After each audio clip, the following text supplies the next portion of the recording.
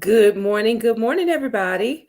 Make sure that you let me know where you're joining us from this morning. As you're jumping on, make sure you hit the share button and invite some other people to join us for this discussion this morning. I'm so glad that you are here. Welcome, everybody, to our Saturday morning book club where we are reviewing currently the Watch the Red Flags. Watch the Flags actually is the title of the book by Dr. Conway Edwards. If you're not familiar with the material in the book, looks like this: Watch the Flags by Dr. Conway Edwards. This is a book club around relationships, dating, and how to navigate through all the pitfalls of dating. So we are so excited to be on with you again this morning.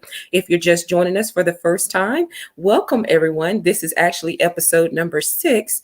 You can always find us here on Facebook Live as well as on YouTube. We are live on YouTube as well. So make sure that you have subscribed to the Queen Cassandra Haynes YouTube channel, and you'll be able to see all of this content this morning. So welcome, welcome, welcome. Good morning, Miss Sherry Oliver. Thank you so much for joining. Good morning, everybody. Make sure you give us a shout out. Let us know where you're tuning in from. Good morning, Miss Vivian Granberry. Thank you so much for joining. She's joining us from the Chicago land area. Thank you so very much for joining. Welcome, everybody. As you're jumping on this morning, make sure that you look at the very top of the post and make sure that you have given StreamYard permission to see your comments. But it looks like most of you all have already. So we are super excited to get started this morning. Our conversation this morning is going to be an interesting one.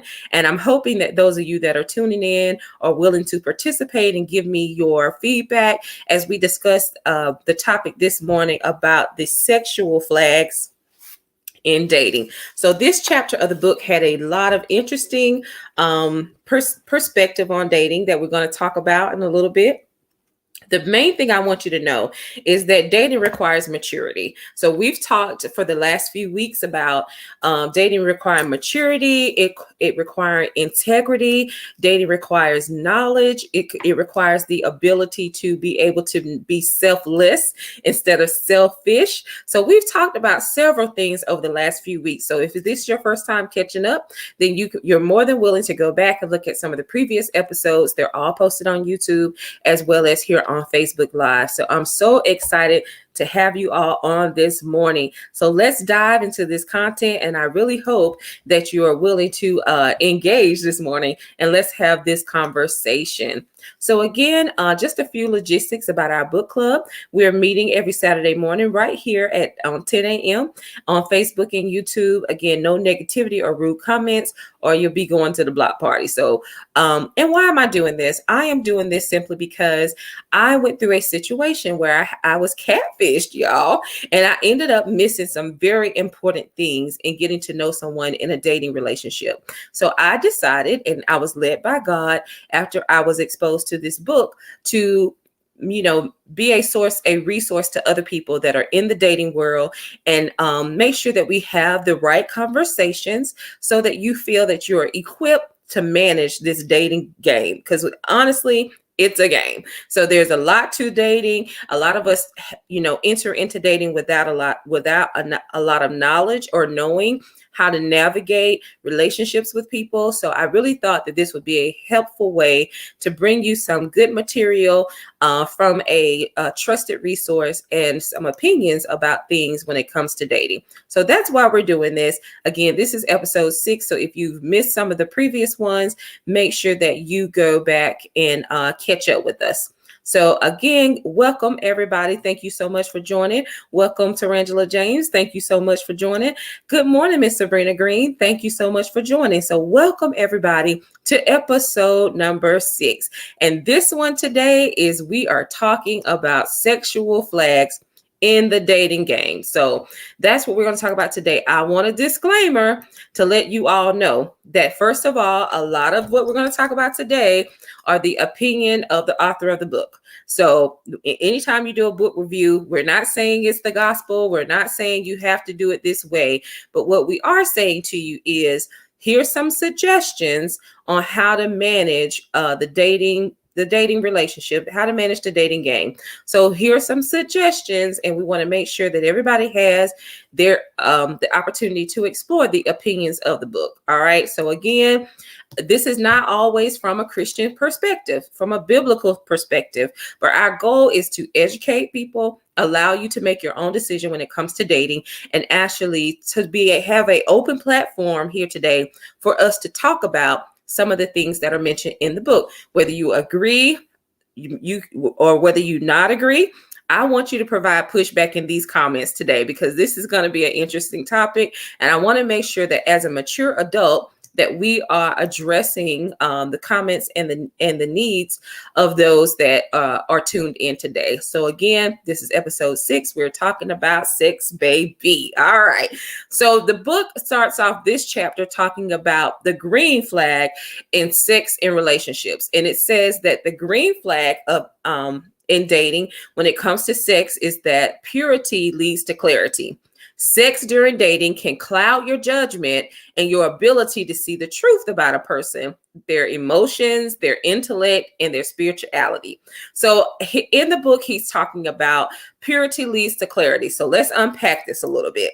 So what does that really mean? So that means that if you engage in sexual activity early on in your dating situation with everyone that you meet, everyone that you date, then it can cloud your ability to really get to know people from a holistic standpoint. So what does that mean? What he's explaining is that purity, we know usually by our age, and those of us that are adults know that at this point, most of us aren't virgins, right? So we're not talking about still being a virgin at 46. Like, you've been married, you've had kids. Let's be real. We're going to talk real this morning. Hey, Miss Vanessa Hollis. Hello. Hello, Auntie Vicky. Thank you so much for joining.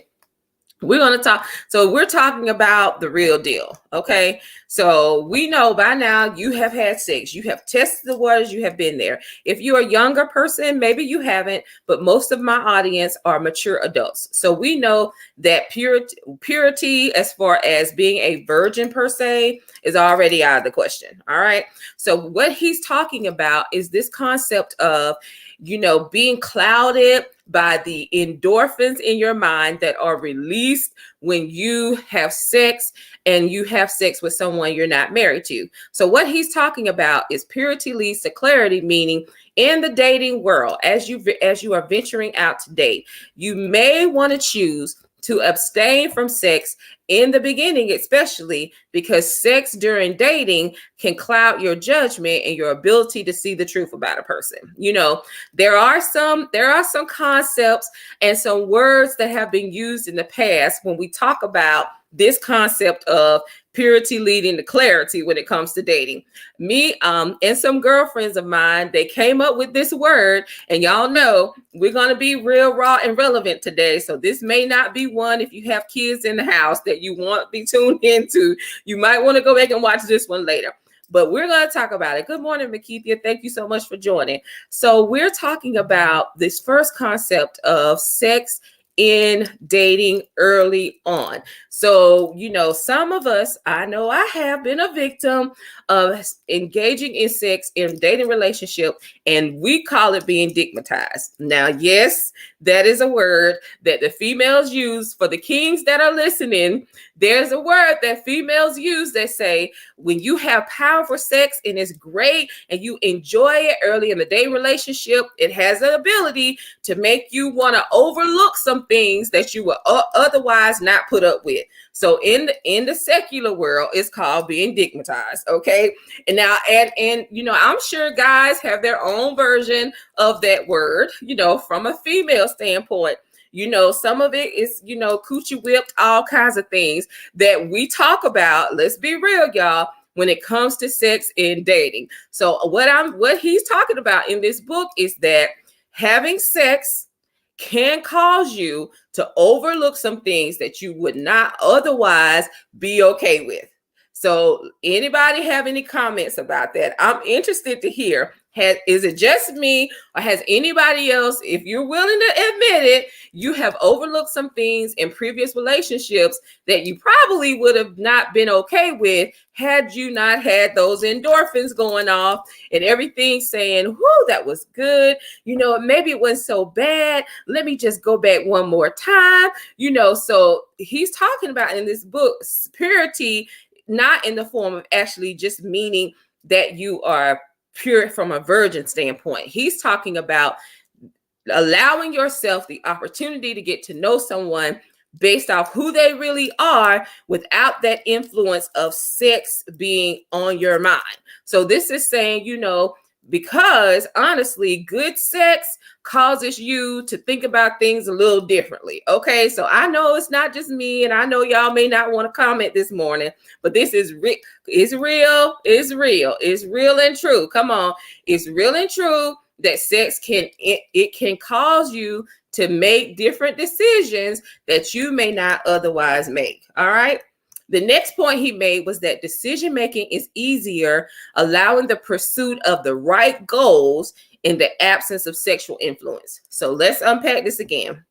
What he's really saying is, if I'm not being influenced by sex and I haven't just totally become engulfed in this person because of how I feel about them through my sexual experience with them, it might be a little easier for us to have the right goals, to have the right conversations, to have the right experience if it's not full of sexual activity. So what he's saying is, especially when you're dating in the beginning, you may want to back up from that to give you the opportunity to have the right goals in the relationship. And what are the goals? The goals we have talked about earlier are making sure that you have the right core foundational values, making sure that you're communicating in a way that is understanding and loving, making sure that you guys see eye to eye on all the fundamental things that are important in relationships. And sometimes when you get sex involved early, it will cloud, it will overtake, it will overshadow some of the things that you might miss. Okay.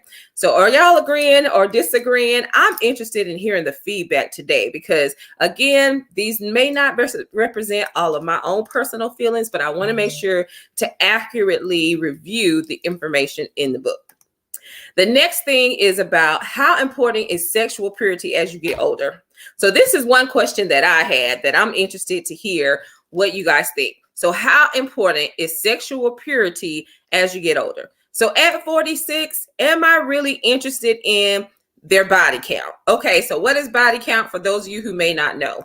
Body count is the number of people that you have slept with in the past. All right, so as you get older, is it necessary to have a discussion about how many people you've been with? Interestingly enough, I'm interested to see the comments. Okay, y'all saying y'all agree. I totally agree. You agree. Okay, so body count is the next thing. So is it appropriate? Is it important? Is it not important to talk about body count as you are getting older and you're dating? So is that a topic of discussion? Do I need to sit down with my potentials? Because remember, we're playing for keeps. We are dating with purpose. So is it okay? Should I? Is it important? What do you guys think? Is it important to have a discussion about body count and when you're dating? So is it important? Do we need to know? It doesn't matter. Good morning, Lysandra. Thank you for joining. Miss Vivian is saying, I don't think so. Okay. All right. So anybody else have an opinion about body count? So I know for me, at my age I'm currently at, I would rather not know. What we do need to know, though, is that you're healthy. If you have any issues going on, we need to have a discussion about that. Again, dating requires maturity. So if I've got something going on,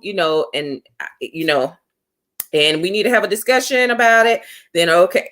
But I don't necessarily have to know how many women you slept with. You're 50 years old. If you started having sex at 15, I don't know what your body count is. I don't even know if that I want to know. What I want to know is that you're healthy. And if you're not healthy, I need to know that. I need to be educated so I can make a decision whether that works for me. Okay. So is body count important?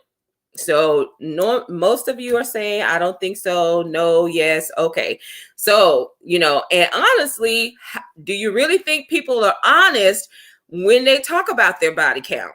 Are people really honest about it? Do people really say, I've been sexually active since I was 16. I'm now 46. I've been with X number. Do people even keep a track of that? That seems to be a thing. So I just wanted to know, what do you guys think? Is it important to have a discussion about your body count when you're dating?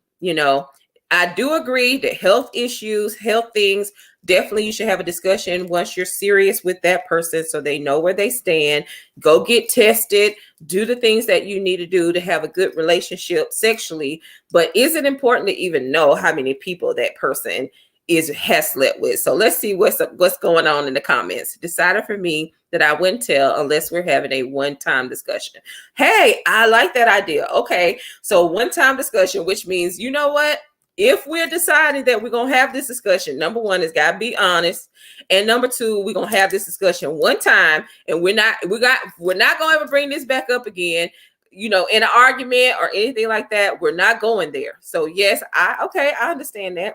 I don't need to know, but I need to know you healthy. Exactly. I agree with that. And they may not be honest, right? So if we're going to have this discussion about body count, you definitely need to be honest, and I agree with it being a one-time discussion and it being done.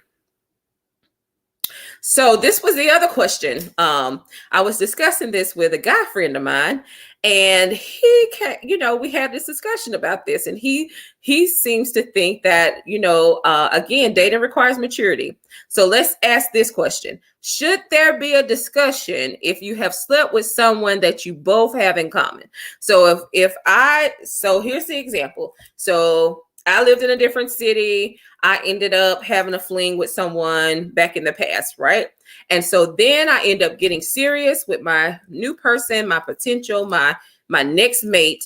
And later, through getting to know people that they know, and introducing to friends and family, we discover that at some time in the past, I know as a woman that I had a situation with one of his friends. That was the scenario that we came up with. So we're dating, we're serious, all of that. And you find out that your potential has had sex in the past with someone that you're now friends with. What is your responsibility in that scenario to discuss? So is it okay, is it okay not to discuss it? Or does it depend on the individual? So I'm asking you all this question this morning. If you have a person in common, should you be discussing that as a couple now? You give a clean slate? Yes. So let's just give a clean slate. I agree with that. Let's just give a clean. When it comes to sexual purity and body count, we might as well just give a clean slate at this point. I agree. So should there be a discussion about someone in common? I think if you feel that it's going to impact your ability to be a couple and be productive, definitely if it's a close friend, I think you've got to know who you're dealing with, and you got to decide whether or not you're going to have that discussion. So Miss Sabrina says, no, ma'am, that's their business. Okay. All right. So anybody else have a different opinion? So do you believe in total transparency when it comes to things like this? Remember, this is dating for keeps. So you're dating to keep. So you find out that you've slept with one of your potential new husband's friends. Do you have that discussion? Do you go to that person and have that discussion? What do you do? So Miss Vivian says, I think it should be discussed. Okay. So I think we've got a couple of varying opinions, but this is something you got to think about in this dating world, is that it's a possibility that, you may have someone in common. So that's one thing you're going to put on your list to think about, is how do I address things from the past? Because again, by the age that you're mature, it's a probability. It may happen, especially if you live in a small town or a small area. Who knows? You may have that happen. The next point says engaging in sexual activity early in the relationship can be like a dirty windshield full of bugs. So this was one of his points in the book. When you engage in sexual activity early on, it can be like driving in a car with a dirty windshield that's full of bugs. It's hard to focus and to see where you're going. Is this based on the maturity of the adult? Okay, so again, dating requires maturity, it requires responsibility. And so I'm going to say to this, if you choose to engage in sex early on in dating, you've got to keep your head straight. You got to go into it knowing that sex has an ability when the scientifically and biologically, there's this thing called endorphins, and and what happens to your body during a good sexual encounter is that you end up with these chemicals going off in your brain that give you the ability to see life in a better way. So when you have that happening and you're dating early and you haven't invested the time, it can change your focus. So he's encouraging you in the book to avoid sexual activity early in the relationship because it's like driving in that car with a windshield of bugs. It's dirty, it's nasty, it's icky. It's going to take some time to be able to work through it. So he's encouraging you to not do it early, especially early in the relationship. So again, this book is written from a Christian perspective, but I'm presenting to you that these are things to consider. So if you're going to do it, you got to know that it can cloud your vision. It can cause you not to see things clearly. And you got to be mature about it, because at the end of the day, it's up to you to decide where you are in your standing with God, you're standing with your potential person. Dating really does require maturity to do it the right way. The next section, he's talking about we must learn to control ourselves in the area of sexual desires. Sexuality without control is dangerous and can lead to addictive behaviors. So this speaks to your own individual responsibility. So we've talked about self-sabotage, self-inflicted damage, self-inflicted pain early on in some of our previous episodes. So this goes back to that. So if you do not have control over your sexual desires, some people walk around, the devil made me do it. Well, is he really making you do it? Or are you just out of control? You don't have a way to control your thought patterns, your thought life. And so as a result of that, that is on your mind 24/7. And if you are out of control in the sexual desires category, sexuality is dangerous when it's out of control. It causes you to look at people, in a manner that's inappropriate. So you got to work as a single person on making sure that your sexual desires are under control so that you can go into dating and go into relationships in a way that's healthy. Understand, sex is a healthy thing. God created it. It makes you feel good. So, some of us as women, as you get into your 40s and your 50s, it is therapeutic for you from a physical standpoint. So sex itself is good. However, it's got to be in the right context. You've got to be mature about how you do it, and you got to make sure that you are doing it in a way that is within the boundaries that you have set that are healthy for you and for your potential partner. So sexuality without control is dangerous and will lead to addictive behavior. So let's talk about a little bit. One of the addictive behaviors that comes out of being out of control or out of balance with sex is pornography. So as you're dating, when you get to the point where you're interested in this person, we're deciding to exclusively date, you've got to have a conversation around pornography, because we all know it's at the touch of a button. Pornhub and all these things, free porn is on the internet. If you got a cell phone, you can get to it. Okay. So you've got to have the conversation about pornography. You've got to be able to say, is this healthy for our relationship? Is it not healthy for our relationship? Do we watch pornography together? Do we watch it separately? Does it have a place in our relationship? Are we going to introduce it? Let's not be secretive about it. If you watch porn, I need to know. As your woman, I need to know. As your man, I need to know. If pornography is a thing for you, it's got to be addressed, because again, things done in secret and out of balance make destructive behavior and addictive behavior. So you want to have the conversation around pornography when you're dating, because at the end of the day, you've got to be able to say, because we all know that world of pornography, you have to submit this to God. Yes, yes, yes. You got to submit that sexual desires to God. You got to be able to surrender and say, Lord, I want to be healthy in dating. I want to be, whole in dating. I want to make sure that I'm have the right perspective. So you gotta surrender these things. So when we talk about pornography, you got to be able to say, am I going to watch it? Am I not going to watch it? Is it good for me? Is it not good for me? Do I tell my partner that I'm addicted to pornography? Do I not? These are questions. Again, we're just presenting information for you to have some knowledge as you're dating, that these are real issues that could come up. So again, some people have pornography as a part of their relationship to spice things up. But you got to know, when you're introducing things like that it has the ability to produce addictive behavior later if it's taken, if it's out of control. Okay. So again, pornography, that's up to you as an individual to decide. Okay. But what are you doing to make sure that, that you are healthy, whole, and good in that area?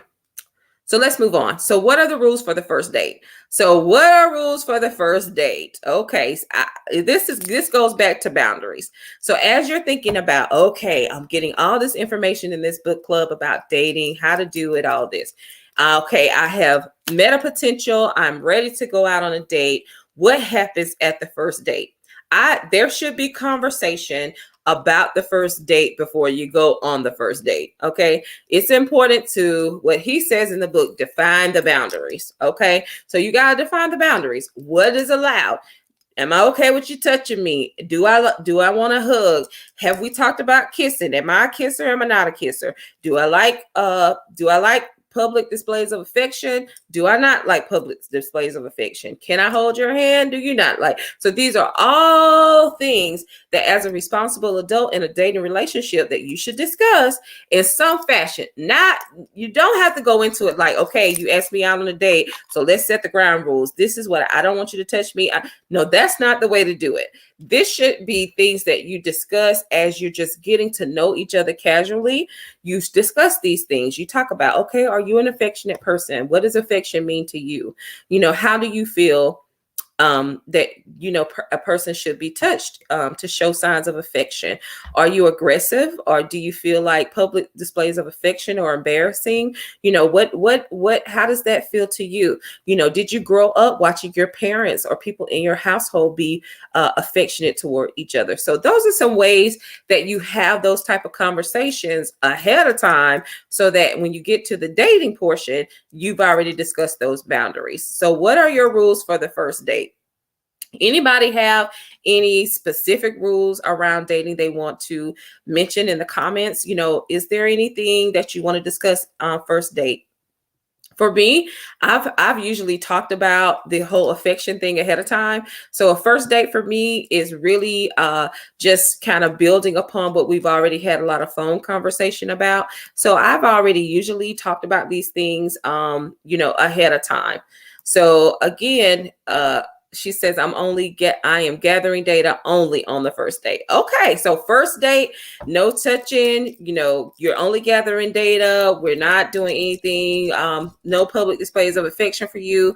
Okay. I get it. First date, no touching. Okay. No touching on the first date. Does that include a handshake, a hug? No touching means what? What's the boundary with no touching? Sabrina says, keep your hands to yourself. Okay. All right. So no touching. It looks like, the audience, no touching, keep your hands to yourself. Okay. Anybody else have any contradictory? Are you okay with a hug, a peck on the cheek? If we've been talking for several weeks and we go out on a first date, are you okay with any public displays of affection? Just conversation. Okay. All right. So again, this is all subjective, up to you. Okay. So it's up to you to have the right conversations ahead of time to establish what is appropriate on that first date. Only you know what works for you. Okay.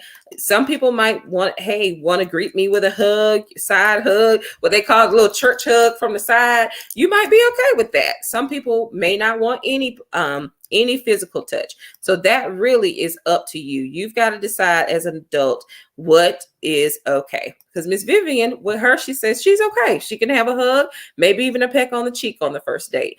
So it just really depends on what you're comfortable with, and what you've discussed ahead of time. Again, things to consider. Rules for the first date. Okay. Should you establish a timetable or should it occur organically? Okay. So again, as we talk about sex in dating, should you have a timeline? We all know that our friend Steve Harvey says that there's the 90-day rule, which means you don't have sex with a man or a woman for 90 days so that you can see who they really are. That's his perspective. Then some people say they're okay, waiting. Some people decide, hey, I'm celibate, I'm practicing, wait until I get married. I have that discussion early on. There's no sex involved until we cross the threshold. Some people believe, hey, I'm not getting into a situation without a test drive. So I've got to at least have a test drive so I know that I'm going to be sexually satisfied in this relationship if we're going to get married. So there's a wide variety of what people believe is appropriate in this topic. So I'm interested to know, what do you all think? Should there be an established timeline for affection, for intimacy, for sex in an adult mature relationship, or should it just happen organically? Should you just say, you know what? I'm going into this, I'm playing for keeps. We're going to date. We're going to continue to know each other. The goal is for this to lead to marriage.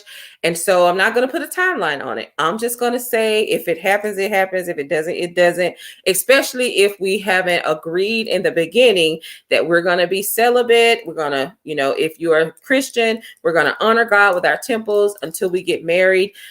If you haven't made that commitment, you may choose, hey, I'm a 90-day girl. I've got to know you at least 90 days before we do anything of an intimate nature. So everybody's got their own rule with this. So I'm interested to know, of course, from a Christian standpoint, we believe that you should wait until you're married. But everybody, of course, doesn't live by these rules. This book is not completely written with the strict rule of no intimacy until marriage. He's proposing, though, that it does cloud your vision, that, it is a serious topic of discussion when you're dating, and you've got to be mature enough to handle it otherwise. So again, should there be an established timeline? Of course, we know the 90-day rule is what Steve Harvey believes in. He says you got to give it 90 days before you do anything like that. So that you've got some boundaries.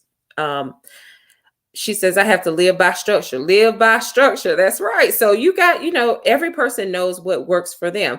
In this topic of discussion around sex, though, in dating, you've got to know what your structure is. You got to know what you live by. You got to know what makes you feel convicted. You've got to know what causes you to be uncomfortable. Sex requires that you got to know where you're headed in order for it to be beneficial for your relationship. Ms. Vivian says, for me, when there's a commitment made, she's okay with intimacy. So again, this is an adult relationship that we're talking about, and only you know what works for you. You've got to decide, okay, we know that sex is a part of relationships. So we've got to understand, if we're going to go into this dating responsibly, you got to have the conversation about what your expectations are. There's nothing worse than getting emotionally involved with someone and then they hit you with something that you weren't expecting. So again, sex is a topic that you've got to have some discussion around early in the game.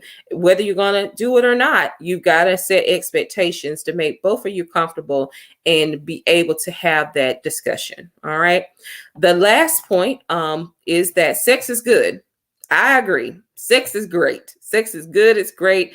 And his principle in the book says, but enjoy in marriage makes it beautiful. So we all know sex was created for enjoyment, for procreation, and it should be a beautiful, wonderful experience. We know that a lot of people have childhood traumas and different things that have happened to them that they may not see sex as good, or they may not see sex as beautiful. So those are things you need to know about up front. So you need to be talking about those things and having the appropriate conversations so that you understand where your potential partner is coming from. You can have a healthy discussion and you know where you stand in the beginning.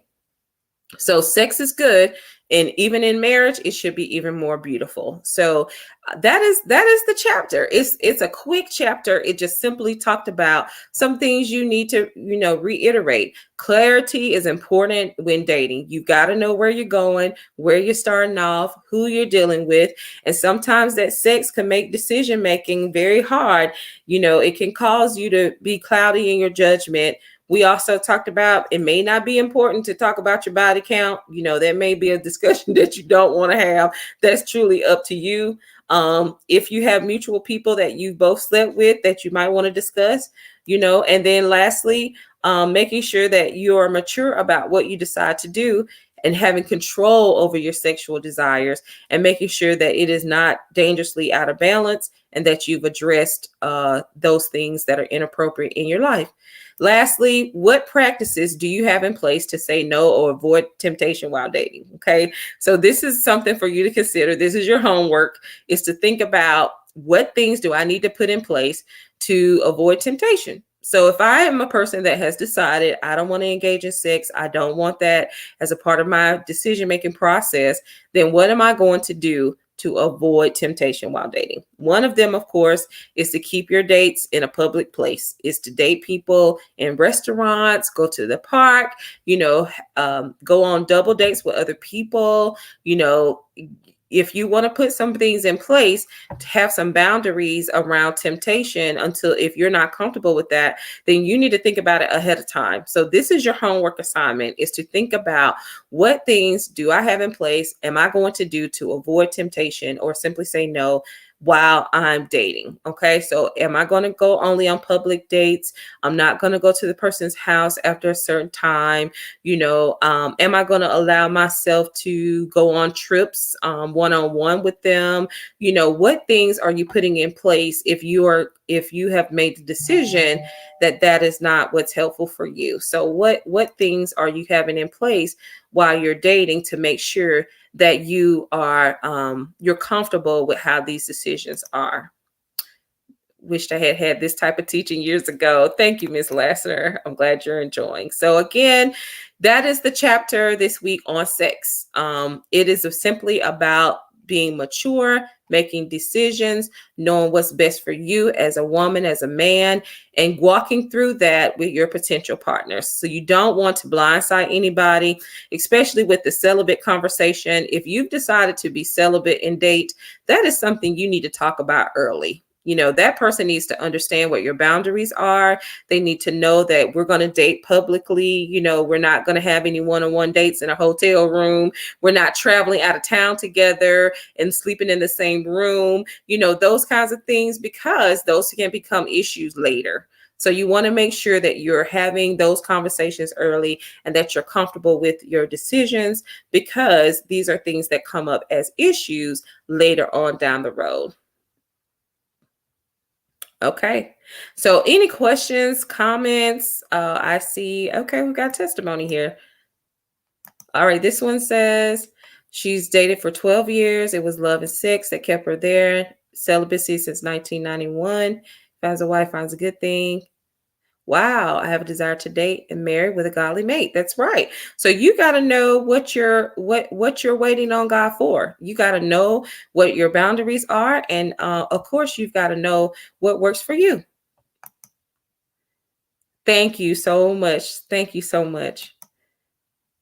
Thank you. Thank you so much. Thanks, everybody. I'm glad that you all enjoyed this.